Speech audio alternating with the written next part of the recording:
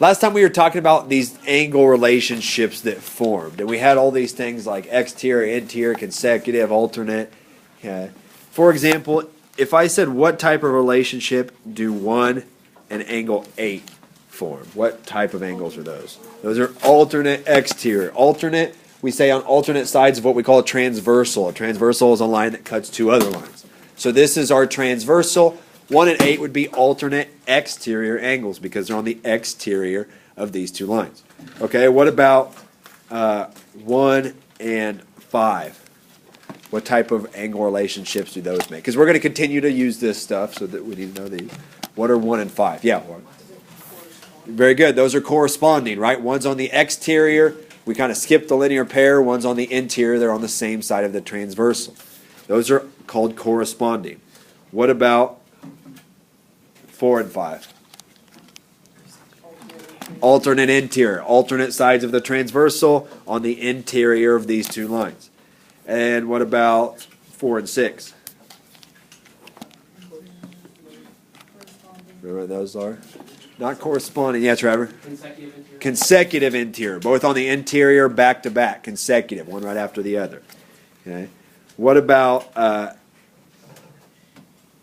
1 and 7? Yeah, we don't really have a consecutive exterior just because they're not back to back necessarily or side by side. 1 and 7, we would say they don't have a relationship. We don't have a consecutive. I mean, technically they both are on the exterior, but we have nothing about consecutive exterior. So we would say none on that one. Same with like 1 and 6. There's no angle relationship formed between those two, right? What about 1 and 2? What do we call those? They're on a straight line. They add up to 180, so those are called a linear pair. Very good. They're a pair of angles that lie on a straight line, a linear pair. What about 1 and 4? Opposites of two intersecting lines? Vertical angles. We have those are called vertical. Same with 2 and 3. They're opposite sides of two intersecting lines. So that's what we've been talking about. We're going to use that a bunch today. All these angle relationships we have. Okay? Very good. So we're going to use those to find different angle measures. Now in this chapter we do have a postulate sheet. I'm going to hand that out to you now. So now that you have your postulate sheet, the first one, postulate 3.1, it says if you have two parallel lines, and we know they're parallel by these pink little arrows, that's what those lines mean, those two lines are parallel. If you have two parallel lines and they're cut by a transversal, so they're cut by a line, okay, each pair of corresponding angles is congruent, or they're the same. So for example, what's the corresponding angle with angle 1 here? It might be kind of hard to read. 1 and 5 are corresponding. That means since these lines are parallel, 1 and 5 are the same. They're congruent. What's the corresponding with 2? 6. 2 and 6 would be the same. What's corresponding with 3? 3 and 7 would be the same. And 4 and 8 would be the same. Okay? So corresponding angles, when these two lines are parallel, corresponding angles are the same.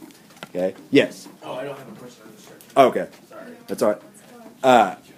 So corresponding angles are the same when the lines are parallel. So let's look at this figure. I have all these angles that are numbered. Don't be confused. That's the number of the angle. It's not how many degrees they are. Okay? But it says angle 11 is 55 degrees. So I'm going to let, or 51 degrees. This angle is 51 degrees. Find angle 16. This one. Well, all we know right now, we have two parallel lines cut by a transversal. The corresponding angles are the same. So which angle is corresponding to angle 11? This angle, angle 15. So if this one's 51 degrees, how many degrees is this one? 51 degrees. Because that theorem says if they're corresponding, they're the same. And what type of relationship do angle 15 and 16 have? They're vertical. What's true about all vertical angles? They're the same. So if this one's 51 degrees, that one is 51 degrees. So that answers our question. But actually, we could find every other angle in this problem just by knowing corresponding angles are the same, vertical are the same, and by knowing a linear pair adds up to 180. For example, what's angle 12? 51, because it's vertical with that one. So we're just going to go through and label all these themselves. What about, can I find, which also this makes sense, right? 12 and 16 are corresponding, so they're the same.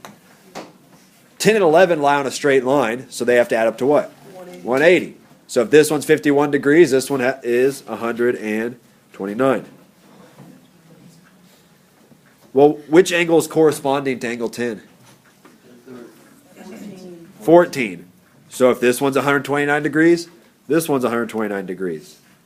Which makes sense because it lies on a straight line with this one and this one. They have to have to 180. Well, 14 is vertical with 17, right? So this one's 129 degrees. There's a bunch of ways I could find angle 13. What's one way I know what angle 13 is? We know it's 129, but what's one way I can do that? It's vertical with this one. It's corresponding with this one. And it's a linear pair with this one, right? There's a bunch of different ways that one's 129. So we just found all those angles just by knowing one of them, using vertical angles, corresponding, and straight line up to 180, linear pair. Okay. Very good. Questions at this point? All right, so one more here. If I just tell you angle 18 is 42 degrees, that is this angle. Find angle 25. Well, again, we could do a couple different ways. We could say it's vertical with this one, right? So this one's 42. And 25 and 21 are corresponding, right? So if they're corresponding, all corresponding angles when these two lines are parallel, which it tells me here. Remember, this double bar also means parallel. If these lines are parallel, corresponding the same. So if this one's 42, this one has to be 42. I could have also said, well, these two are corresponding, 22 and 18. So that's 42, and it's vertical with this one, so that's 42. Bunch of different ways you could look at these. Okay, but you have to know what those angle relationships are.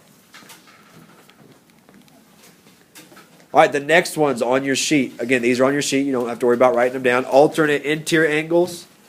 This says if you have two parallel lines that are cut by a transversal, every pair of alternate interior are the same.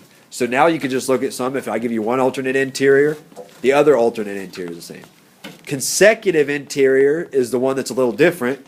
If they're consecutive interior, like 4 and 6 here, or like 3 and 5 here, then they are supplementary, which means they add up to what? 180. So all consecutive interior add up to 180 degrees. If they're consecutive interior, they're not equal, they add up to 180. And finally, alternate exterior, all alternate exterior are the same when the lines are parallel. If they're on opposite sides of the transversal and on the exterior, they're the same. Okay. So now we can use these postulates to help us find missing angle measures. Okay.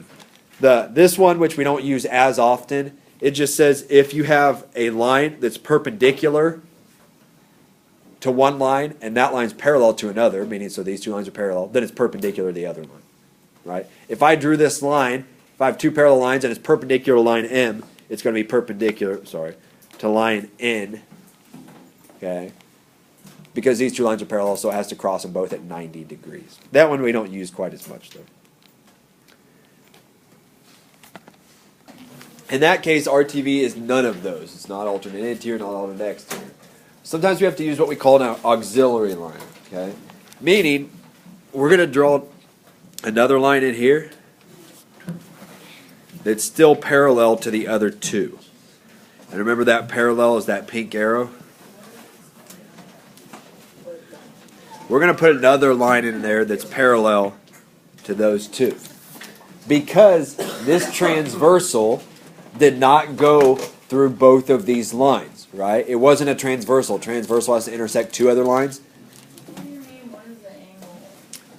I'm trying to find angle RTV, which is this yellow angle here.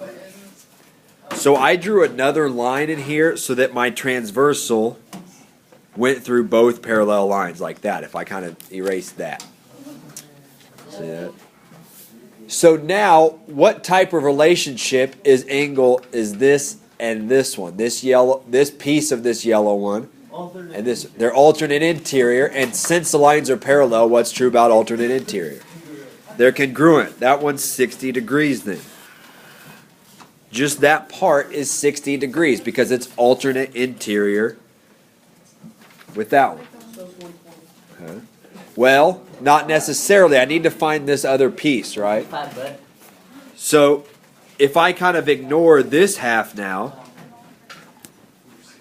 65 and this one, what type of relationship are these two?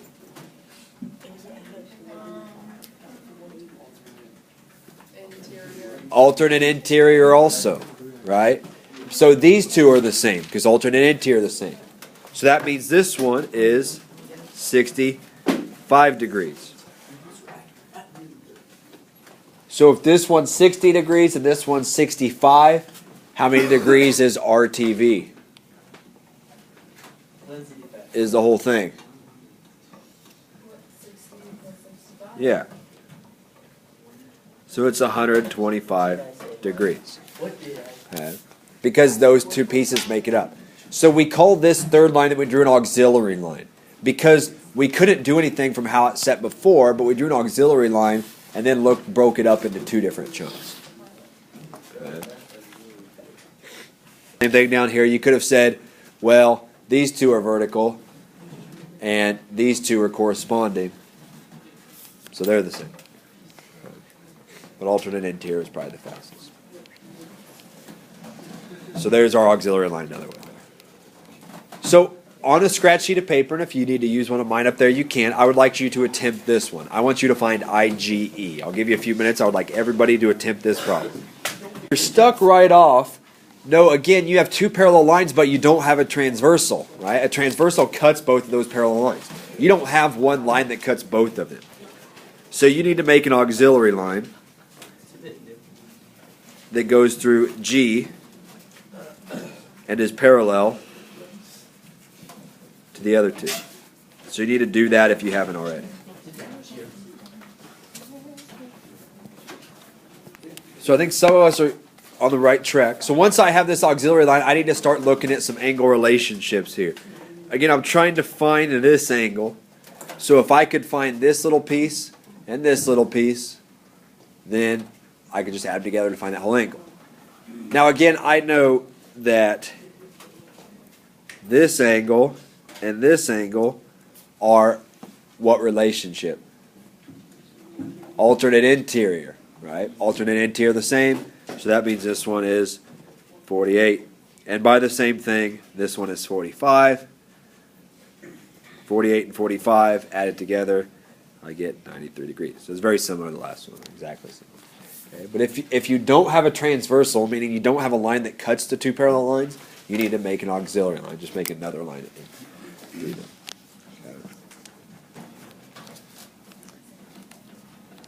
All right, the last two I want to look at here are, instead of giving you degree measures, they give you algebraic expressions, meaning they give you a group of variables and numbers. So in this figure, I have two sets of parallel lines. These two are parallel. They both have one pink arrow. These two are parallel. They each have two. It says angle 5 is 2x minus 10, so I'm going to go ahead and label that. This is 2x minus 10. Angle 6 is 4 parenthesis y minus 25. You could distribute that 4 if you wanted to, but you don't have to at this point. And angle 7 is x plus 15. And it says find x and y. So I need to look at what relationship's happening between each of these angles. I have two different sets of parallel lines. Well, I'm not going to look at the relationship between these two immediately because this one has an x and this one has a y. I don't want to deal with two variables right now, right? It's much easier to solve when you have just one. So I'm going to look at the relationship between these two. I have two parallel lines cut by a transversal. So that kind of means I'm ignoring this over here, right? Two parallel lines cut by a transversal. What relationship do these two angles have? I'm talking about this angle and this angle. They're corresponding. Those are corresponding angles, right? And if the lines are parallel, like they are, corresponding angles are equal to each other, right? So I know that 2x minus 10 is equal to x plus 15. This angle is equal to this angle. I can solve this equation for x, meaning get my x's on the same side of the equal sign. So let's move that 1x to the other side by subtracting it from both sides. I get 1x minus 10 equals 15 because x minus x is 0. And then finally get solve for x, add 10 to both sides. I have a question. Yes. What are the pink arrows? Those mean they're parallel. So these two lines are parallel to each other. These two lines are parallel to each other. So x is 25. Half the problem's done. I now need to find y. So that's dealing with this angle right here. Well, this angle and this angle don't have any sort of relationship, right? But what sort of relationship do 2x minus 10 and this have? They're alternate exterior, right? My two parallel lines cut by transversal. These two are alternate exterior. So what do I know about alternate exterior angles? They're congruent. So this equals this. But I know how many degrees this angle is. If I take that 25 and I plug it in right here, 2 times 25 is 50, minus 10. This angle right here is 40 degrees. So I know 40 is equal to 4y minus 25. Right? Because these two angles are equal. This angle is equal to this one. I got 40 by plugging in x. So I can solve this equation for y to find out what y equals. Now if you want to, you can go ahead and distribute this 4 to make it 4y minus 100. And then add 100 to both sides and then divide by 4. Let's just say I'm going to undo this multiplication right here. Right, so to undo that multiplication, I'm going to divide both sides by 4. I get 10 equals y minus 25. And then I would add 25 to both sides. So y is 35.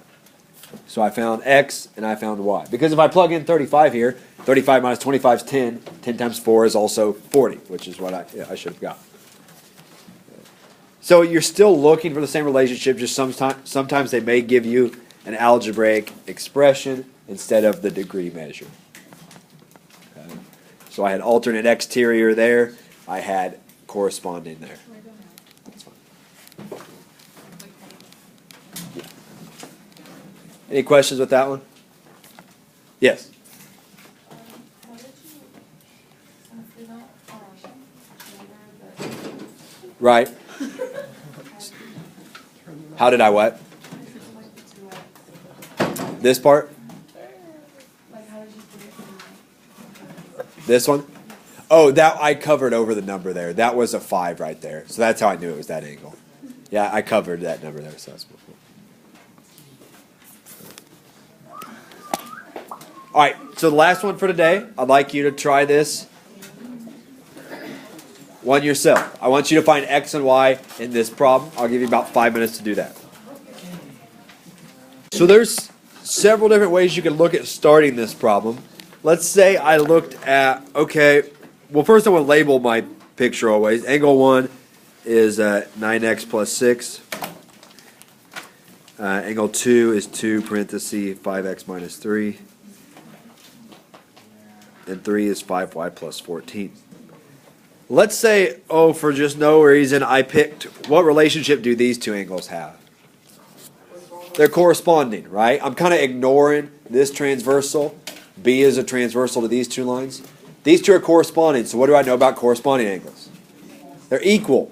But if I set these two equal to each other, if I set this equal to this, what problem do I run into? I have an x and a y, and I can't solve for an x and y using just one equation. So I need to back up and kind of look for something else. Let's look at these two. Do these two have any sort of relationship?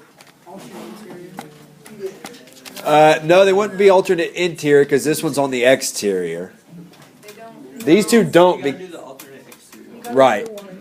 Yeah, these two don't have any sort of relationship, so I can't use those two. But if I look at these two, I have my two parallel lines cut by a transversal, so I'm kind of ignoring line D here.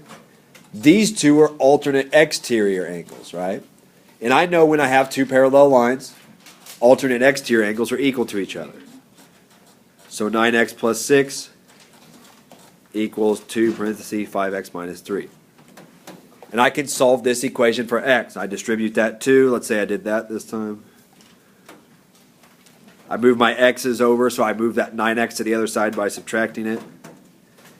I move that minus 6 to the other side by adding it. And I get x is 12. I found x.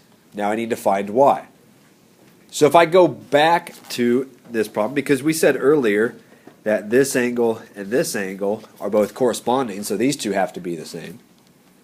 If I go back and plug in x right here, 5 times 12 is 60. 60 minus 3 is 57. And 57 times 2 is 114. So I know this angle is 114 degrees. So how many degrees is this angle?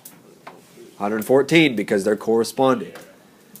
So then the second equation I would use to solve is that 5y plus 14 equals 114.